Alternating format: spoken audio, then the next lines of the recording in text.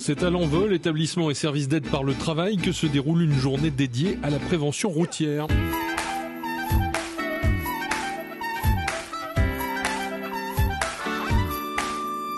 À l'ESAT, on a à peu près, on pourrait dire 40 à 50% des usagers qui utilisent leur voiture pour venir au travail le matin. Ouais.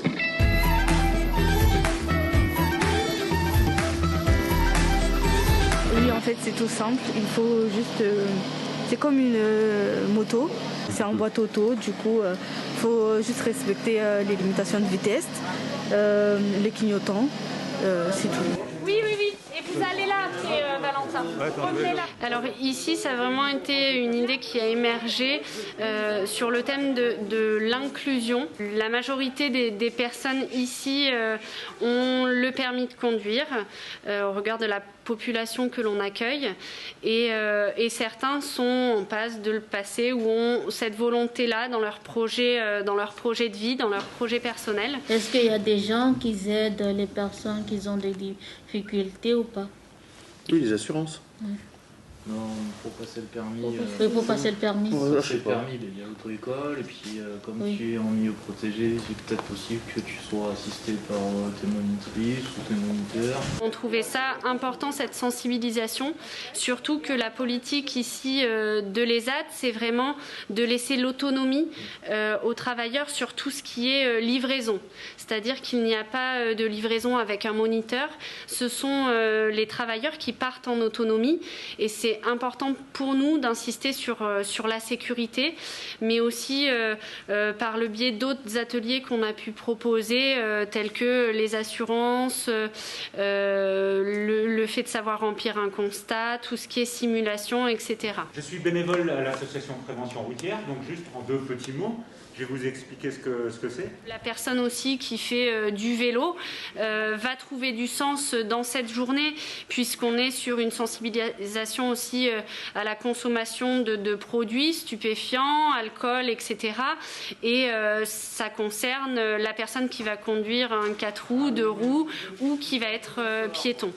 Donc effectivement, tout le monde va être sensibilisé à cette journée et tout le monde va pouvoir y donner du sens.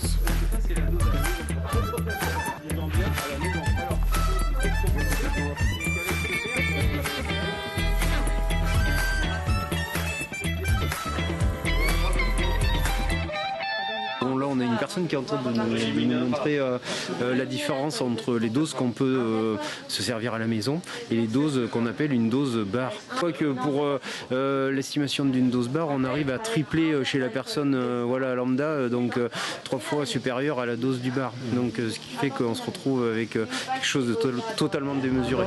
Donc le pied gauche ne sert à rien. Le pied gauche, vous le posez au parterre. Voilà. Il n'y a pas besoin de l'embrayage. Il n'y a besoin que de l'accélérateur du frein. C'est la seule différence qu'il y a avec la voiture traditionnelle. C'est parti. Autoroute, route sèche. On roule là. Allez, c'est parti.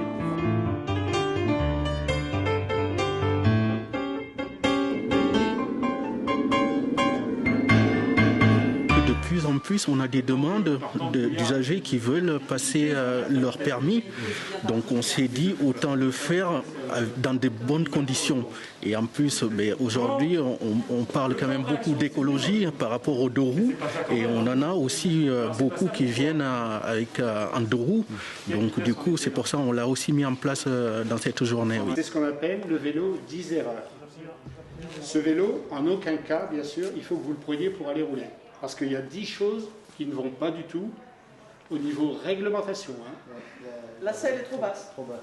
Alors, si vous voulez, la selle elle est trop basse et puis elle n'est même pas fixée. Elle est défectueuse. Vous pouvez toucher, vous pouvez... Tu peux l'essayer. Non. Non. Surtout. Ah non, je serai responsable après. Non. Les freins ne marchent pas. Les lumières. Alors, les lumières. Il n'y a pas de lumière sur ce vélo.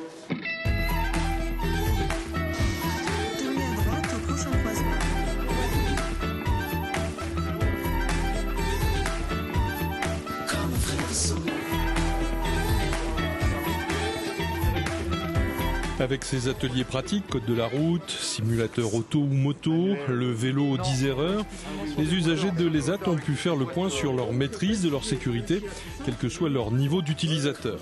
Le dernier atelier était consacré au constat en cas d'accident, un moment de stress assurément face aux documents à remplir. Il faut mettre l'endroit avec une croix et remplir. Il y a plein de petites cases. Qui est-ce qui avait fait le dessin? C'était vous ou c'était l'autre personne? On a fait chacun notre part. Faire attention de ne pas se faire avoir.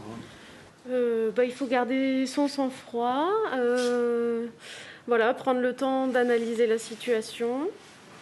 Oui, c'est surtout garder son calme et rester courtois aussi parce qu'on a souvent des conflits et on en parlait avec tout à l'heure.